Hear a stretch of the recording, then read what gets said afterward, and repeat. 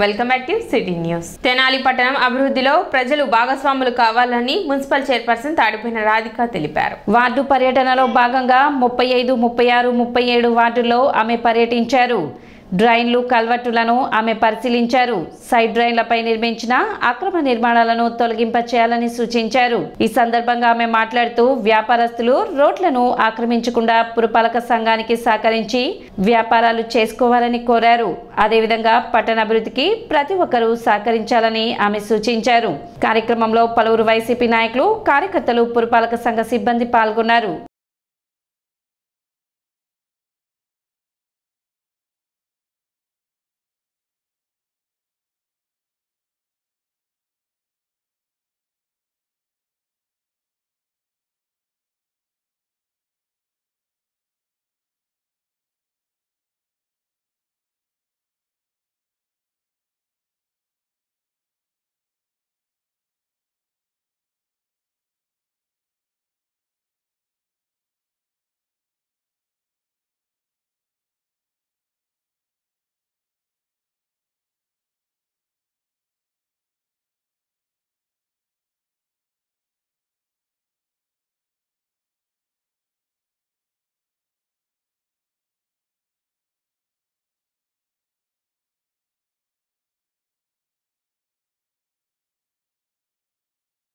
ముప్పై 37 వార్డుల్లో పర్యటిస్తున్నాం. అలానే ప్రజలందరూ ఎంతో సంతోషంగా ఈ సిల్ట్ ప్రోగ్రాం ఏర్పాటు చేశారని చెప్పడం జరిగింది. కానీ మేము ఎమ్మెల్యే గారి ఆదేశాల మేరకు ప్రజలకి ఎలాంటి ఇబ్బంది కలగకుండా ఉండాలని, ఈ వర్షాకాలంలో కూడా వాటరు మోకాళ్ళ లోతు నిలబడతాయని ప్రజలు చెప్పడం జరిగింది. దానిలో భాగంగా ఈరోజు ఈ సిల్ట్ అనేది తీపిస్తడం జరిగింది. రాబోయే రోజుల్లో కూడా ప్రజలకి ఎలాంటి ఇబ్బంది కలగకుండా ఉండాలని ఒక గొప్ప ఉద్దేశంతో స్టార్ట్ చేయడం జరిగింది. అలానే రాబోయే రోజుల్లో సుందర తెనాలిలాగా తీర్చిదిద్దుతామని కోరుకుంటున్నాను. 35, 36, 37 వార్డులు ఈ షిల్ట్ కార్యక్రమం వారం రోజుల నుంచి మొదలుపెట్టారు. ఈ షిల్ట్ తీయటం చాలా ఉపయోగకరమైంది. రేపు వర్షాలు కురిస్తే ఆ వాటర్ అంతా ఈ కాలువల్లో నుంచి వెళ్ళిపోవటానికి. ఈ కాలువలు పెద్ద కాలువలు ఉన్నాయే కానీ ఈ షిల్ట్ అంతా ఉండిపోయి వాటర్ పైన వెళ్తున్నాయి. వర్షం వస్తే మాత్రం నీళ్లు మోకాళ్ళలో నిలబడుతున్నాయి. అందువలన షిల్ట్ తీయటం చాలా ఉపయోగకరమైంది. 35, 36, 37 ప్రజలు మాత్రం చాలా ఇది కార్యక్రమం చాలా మంచిది. చైర్పర్సన్ గారు మొదలుపెట్టారు. ఇది అయోధ్యలో రామ మందిరం ప్రతిష్ట కార్యక్రమం సందర్భంగా తెనాలి పట్టణం రామనామ స్మరణతో మారుమోగింది. పట్టణంలోని పలు దేవాలయాలు, వీధులలో మందిరాలు ఏర్పాటు చేసి శ్రీరామునికి ప్రత్యేక పూజలు నిర్వహించారు. భారతీయులు ఎన్నో సంవత్సరాల కళ నెరవేరుతున్నందుకు సంతోషం వ్యక్తం చేశారు.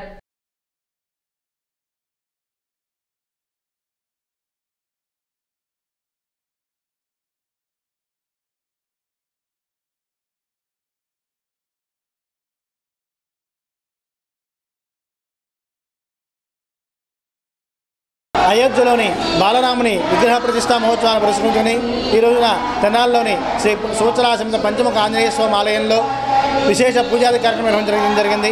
ఆలయ ప్రాంగణంలో వెంచేసినటువంటి శ్రీ హనుమ సీతారామచంద్ర స్వామి వారికి తులసి దళార్చన కార్యక్రమం, అలాగే భక్తుల చేత సామూహికంగా రామనామ పారాయణ కార్యక్రమం, అన్న సంతర్పణ కార్యక్రమం నిర్వహించడం జరిగింది.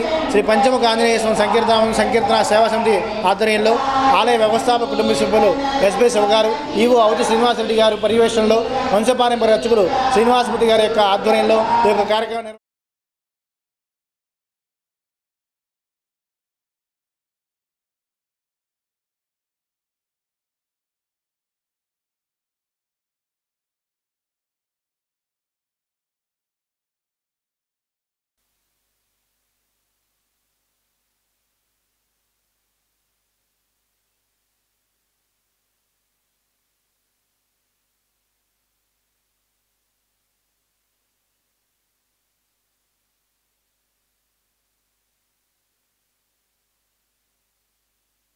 అయోధ్యలో జరుగుతున్నటువంటి బాల రామచంద్రుని విగ్రహ ప్రాణ ప్రతిష్ఠ సందర్భంగా ఈ చంద్రావూరు పార్క్ సెంటర్లో రామభక్త బృందం ఆధ్వర్యంలో ఆ కార్యక్రమాన్ని పురస్కరించుకొని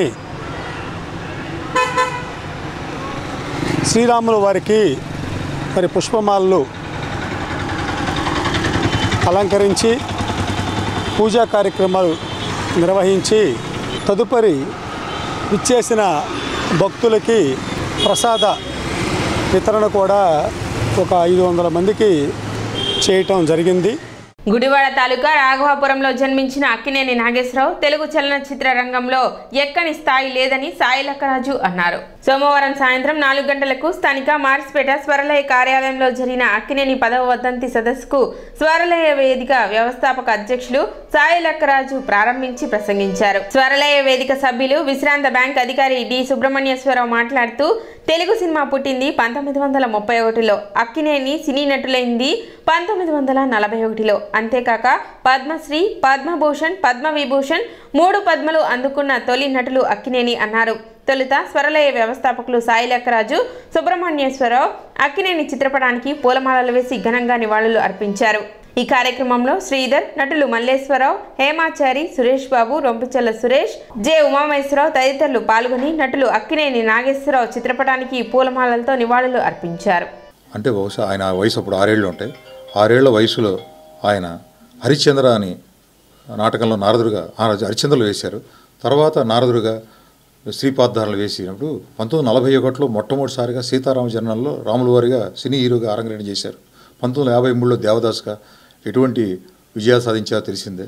అంటే దాదాపు 1941 నుంచి 2014 దాకా 256 సినిమాల్లో నటించారు ఆయన. అందులో 80% హిట్ సినిమాలు ఉన్నాయి. మరణించినాక 8 ఏళ్ల తర్వాత పవిత్ర హృదయాలు అనే సినిమా కూడా ఈ మధ్యకాలంలో రిలీజ్ అవ్వడం జరిగింది. అక్కినేని నాగేశ్వరరావు గురించి తెలియని నటుడు ఉండరు. అటువంటి గొప్ప నటుడు చనిపోయి 10 ఏళ్ళు అయింది. ఇది 10వ వర్ధంతి సభ.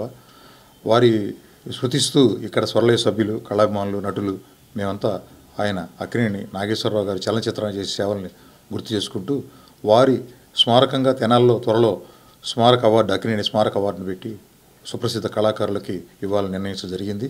తెలుగు సినిమా పుట్టిన కరెక్ట్గా దశాబ్దానికి జన్మించిన స్వర్గీయ అక్కినేని నాగేశ్వరరావు గారు వారి జీవితకాలంలో మిగతా నటులు ఏది సాధించలేని విధంగా 3 అత్యుత్తమ అవార్డులు, పద్మశ్రీ, పద్మవిభూషణ్, పద్మభూషణ్ ఈ అవార్డు పొందిన ఏకైక నటుడు. ఇప్పటికీ చిరస్థాయిగా అందరి మధ్యలో ఉన్నారు. ఆయన మేనరిజమ్స్ మనం ఎక్కడ చూసినా కానీ సింపుల్గా ఇట్లా పెడితే అండ్ నాగేశ్వరరావు గారు అని చెప్పే మేనరిజం ఇప్పటికీ ఉంది. ఇప్పుడంతా కొత్త వచ్చినాయి కానీ ఈ మేనరిజం ఇప్పటికి కూడా మనకి ఆయన గురించి ఏం చెప్పక్కల. ఇట్లా పెట్టి ఇట్లా అంటే నాగేశ్వరరావు గారు అంతా హృదయాల్లో నాటుకుపోయిన నాగేశ్వరరావు గారికి మా స్వరలయ వేదిక తరపున ప్రతి సంవత్సరం వారి ఈ సెంటనరీ సెలబ్రేషన్స్లో క్రైస్ట్ టెంపుల్ ఆధ్వర్యంలో జనవరి 30, 31, ఫిబ్రవరి 1, 2 తేదీల్లో తెనాలిలో గొప్ప సువార్త స్వస్థత మహాసభలను నిర్వహించనున్నట్లు రెవరెండ్ సునీల్, బ్రదర్ కూచిపూడి ప్రేమ్సాగర్లు తెలిపారు. మార్స్పేట 2 గేట్ల మధ్యలోని సెయింట్ పాల్స్ ఇంగ్లీష్ మీడియం స్కూల్లో సోమవారం మహాసభలకు సంబంధించిన వాల్ పోస్టర్లను ఆవిష్కరించారు. ఈ సందర్భంగా వారు మాట్లాడుతూ ప్రపంచంలోని అనేక దేశాల్లో విజయవాడ ప్రాంతంలో దైవ సేవలో బహుబలంగా వాడబడుతున్న క్రైస్ట్ టెంపుల్ వ్యవస్థాపకులు doctor Paul Emmanuel sister Nissi Paul సువార్త సభలో వాక్య పరిచర్య చేస్తారని చెప్పారు. తెనాలి చెంచిపేటలోని ఆర్పిఎం క్లబ్లో ప్రతిరోజు సాయంత్రం 6 గంటలకు సభలు ప్రారంభమవుతాయని వివరించారు. ప్రముఖ సంగీత గాయకులతో ప్రతిరోజు సభల్లో ప్రత్యేక స్తుతి ఆరాధన ఉంటుందని పేర్కొన్నారు. తెనాలి పరిసర గ్రామాల్లోని క్రైస్తవులందరూ సభలో పాల్గొని దైవాశీర్వాదం పొందాలని కోరారు. సమావేశంలో సౌపాటి కిరణ్, చావలి అకుల్నాథ్, చావలి తేజోనాథ్, బొంత ప్రేమ్, పినపాటి కొండలరాజు, కటవరపు వినోద్, తోట శ్రీనివాసరావు, వేమూరు రవి, ఆలపాటి సుధీర్, పినపాటి సునీల్ పాల్ తదితరులు పాల్గొన్నారు. క్రైస్ట్ టెంపుల్ ఆధ్వర్యంలో ఈ నెల 30, 31, ఫిబ్రవరి 1, 2 తారీఖుల్లో స్వార్థ స్వస్థత మహాసభలు ఏర్పాటు చేయడం అయింది. దీనికి ముఖ్య అతిథులుగా రెవరెండ్ పాల్ ఇమ్మానుయేల్ గారు మరి నిస్సీ పాల్ గారు పాల్గొంటున్నారు. ఈ యొక్క కూడికలను మీరు క్రైస్తవ సహోదరులు అందరూ పాల్గొని ఈ యొక్క కూడికలను జయప్రదం చేయండి, ఆత్మీయ మేలులు పొందండి. ఈ కూడికలు జరుగు స్థలము చెంచుపేటలోని ఆర్పిఎం క్లబ్ నందు. తేదీలు మరొకసారి చెప్తున్నాను. జనవరి 30, 31, 1, 2 యొక్క కూడుగుల్లో పాల్గొని ప్రతి ఒక్కరు ఆత్మీయ దీవెనలు పొందవలసిందిగా కోరు. క్రైస్ట్ టెంపుల్ విజయవాడ వారి ఆధ్వర్యంలో సువార్త స్వస్థత మహాసభలు జనవరి 30, 31, 1, 2 తేదీ, ఫిబ్రవరి 1, 2 తేదీల్లో ఆర్పిఎం క్లబ్ చెంచిపేట నందు ఏర్పాటు చేయడం జరిగింది. ఈ యొక్క క్రైస్ట్ టెంపుల్ ఆధ్వర్యం జరిగే కూడికలకు రెవరెండ్ డాక్టర్ పాల్ ఇమ్మానుయేల్ గారు, శ్రీమతి నిస్సీ పాల్ గారు అంతర్జాతీయ దైవజనులు మరి తెనాలి పట్టణానికి రావటం ఆశీర్వాదకరం కనుక తెనాలి పట్టణ పరిసర ప్రాంత ప్రజలు, అన్ని సంఘాల వారు కూడా పాల్గొనండి. స్వస్థత వరం వాసవి యూత్ ఆధ్వర్యంలో వాసవి మాత దేవాలయంలో భారీ బెలూన్ను ఆవిష్కరించారు. అయోధ్యలో రాముని ప్రాణప్రతిష్ఠ సందర్భంగా భారీ హెలియం బెలూన్ రాముని చిత్రాలతో ఎగరవేశారు. ప్రజలందరికీ శుభాకాంక్షలు తెలిపారు.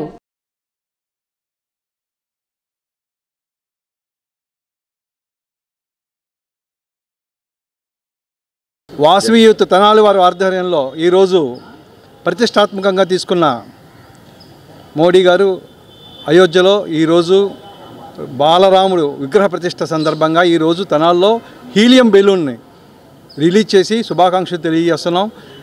ఈ వాసవి యూత్ ఈరోజు ఈ నూతన కమిటీలో ఈ విధంగా నూతనోత్సాహంతో ఈ కార్యక్రమాంతో స్టార్ట్ చేయడం జరుగుతుంది. మరి ఈ అధ్యక్ష కార్యదర్శులు కూడా చాలా ఇంట్రెస్టింగ్గా ఉండి చాలా బాగా చేయడానికి ఇంకా ప్రోత్సాహంగా ఉన్నారు. వాసవి తెనాలి వాళ్ళ ఆధ్వర్యంలో జై శ్రీరామ్ నినాదంతో హీలియం బెలూన్ ఎగరేయడానికి మీ కమిటీ సభ్యులు మరియు వాసవి యూత్ ప్రెసిడెంట్ సెక్రటరీలు పూనుకున్నాము. ఈ జయప్రదం బోస్ రోడ్లోని రామ మందిరం వద్ద అయోధ్యలోని రాముని ప్రాణప్రతిష్ఠ సందర్భంగా ప్రత్యేక పూజలు నిర్వహించారు. ఎన్నో ఏళ్ల రామ భక్తుల కళ నేటితో నెరవేరడం ఆనందంగా ఉందని ఉదయం నుండి స్వామివారికి ప్రత్యేక పూజలు నిర్వహించి భక్తులకు ప్రసాదం పంపిణీ చేయడం జరిగిందని ఆలయ అర్చకులు తెలిపారు.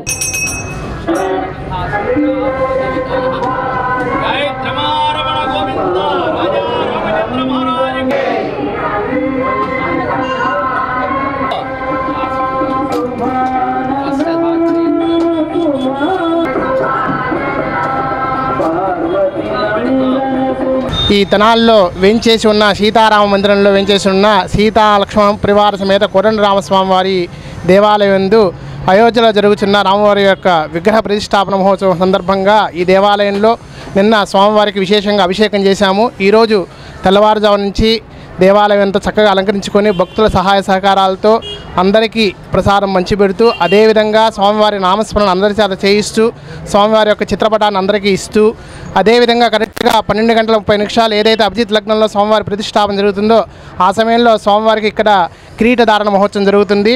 అదేవిధంగా ప్రసాదం కూడా అందరికీ భక్తులకు పంచిపెడుతూ ఆ రాముణ్ణి ఈ రాముల్లో అందరూ చూసుకోవాలని చెప్పి మేము కోరుకుంటున్నాము. సిటీ న్యూస్ ముగించే ముందు ముఖ్యాంశాలు మరోసారి.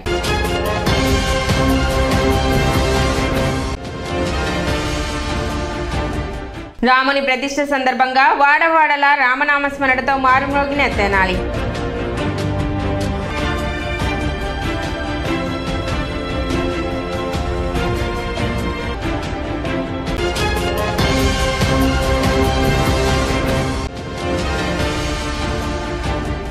కొల్లిపర మండలంలో 11వ రోజు కొనసాగిన ఆలపాటి ప్రజా పాదయాత్ర.